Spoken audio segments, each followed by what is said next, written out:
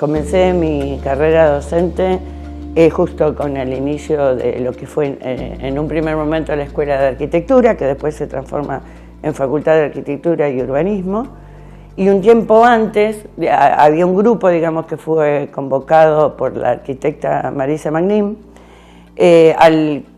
que éramos recientemente egresados como arquitectos, que nos convoca para colaborar con ella fundamentalmente en lo que fue el análisis de cuáles eran los planes de estudios vigentes en ese momento en las distintas facultades, y entre todos habíamos quedado asombrados con la novedad que era el plan de estudios de Córdoba, de la Facultad de Arquitectura de Córdoba, que tenía esta innovación de una estructura académica en trama y que además proponía una instancia que a nosotros nos parecía fantástica de integración de conocimiento en un taller que se denominaba Taller Integrador. Bueno, en ese grupo participaban Carlos Sastre, que después fue decano de la facultad, Silvia Meyer, que también asumió cargo de gestión, así que habíamos empezado esta tarea hermosa de ser docente desde previo a los inicios de la implementación de la carrera. Por supuesto que ese plan no se impuso en forma arbitraria, sino que se ponía en consenso con los docentes en lo que todavía en ese momento era el comedor universitario. En mi caso en particular yo tuve la gran suerte de que fui convocada en un taller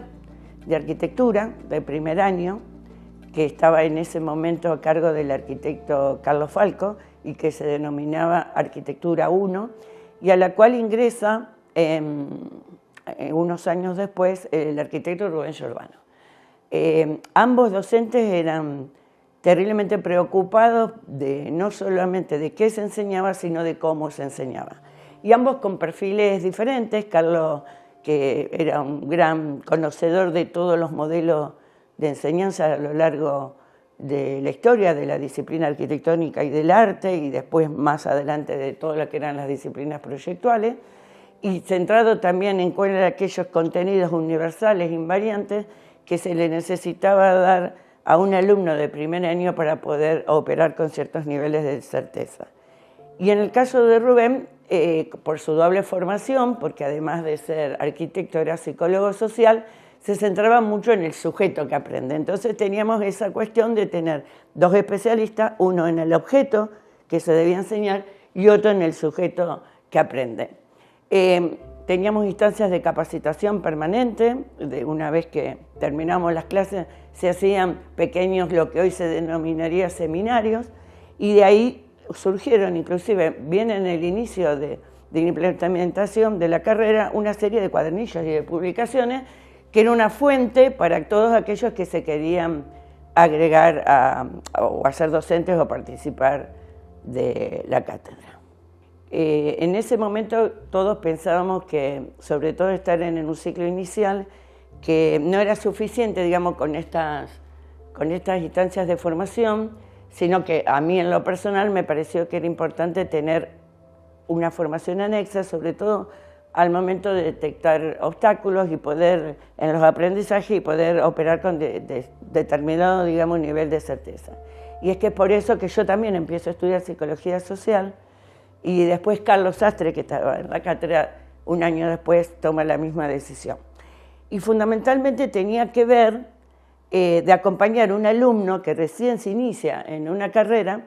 para detectar si aquellos inconvenientes que tenían al momento de aprender era porque no entendía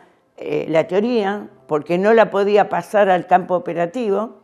o era una cuestión más emocional, lo que Pichon-Rivière diría epistemiofílico. Entonces, no se adaptaba a la vida universitaria, estaba dudando de su vocación. Y para mí toda esa formación de complemento me sirvió un montón para poder no solamente, como decía recién, poder operar con cierto nivel de certeza, sino poder actuar frente a algunas cuestiones que eran más del tipo emocional que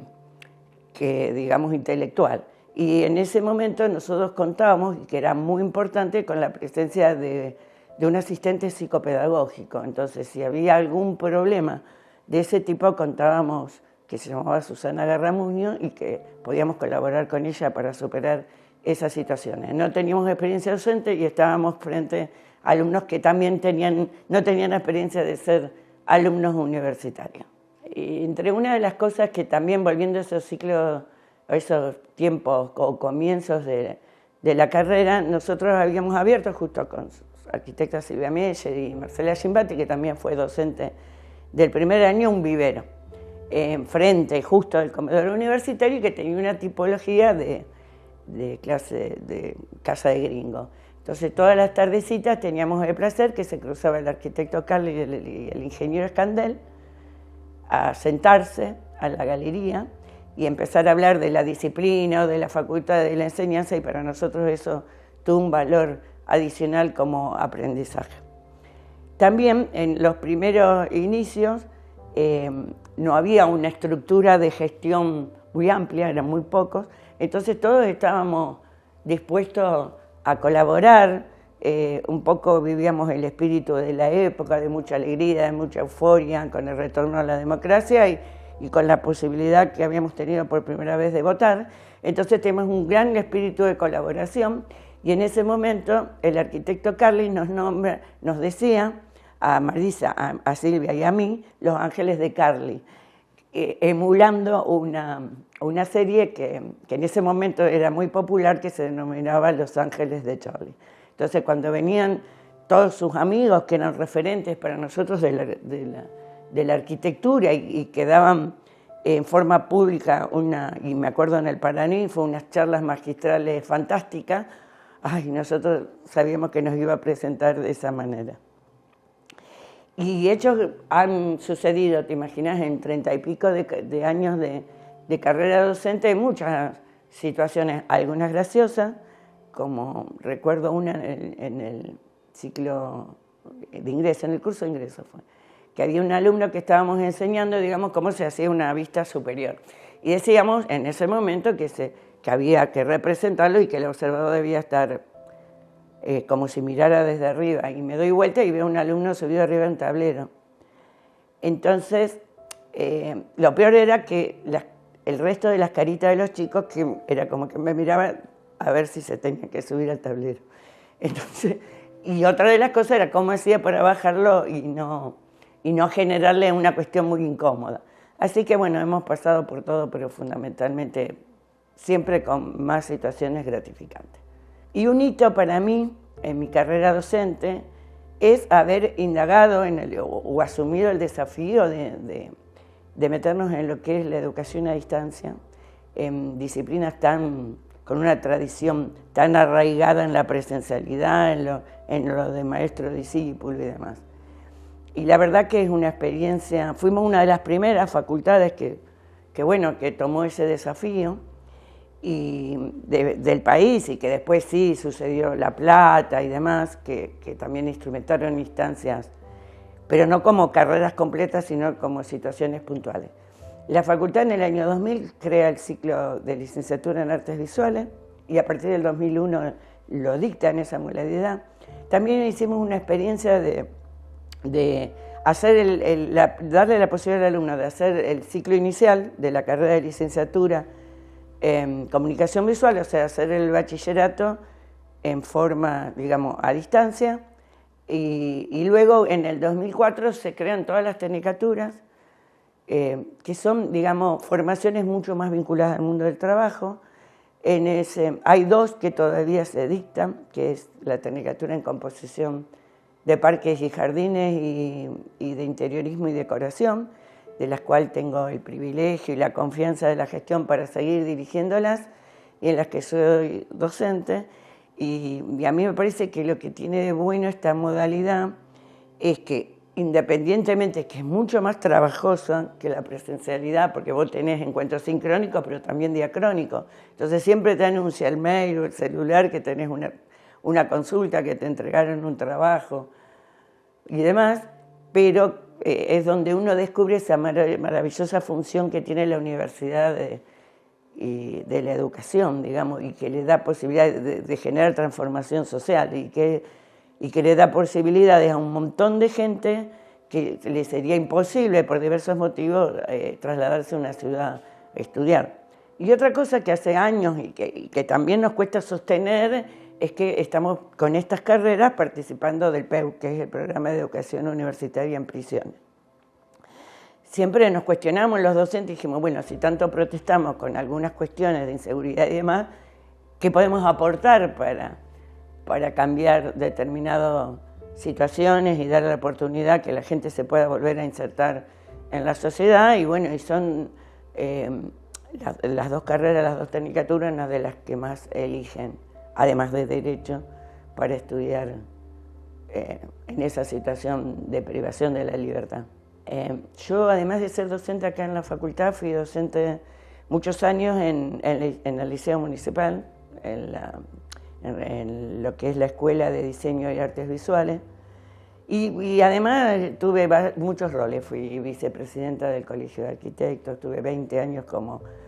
juez del Tribunal de Ética, y también fui gestión de la universidad, pero en todos me cruzaba de alguna manera o aplicaba alguna estrategia vinculada a la docencia. Y el otro día, llenando un formulario que tenía que salir de garantía de un contrato, cuando me ponen profesión, sigo poniendo docente.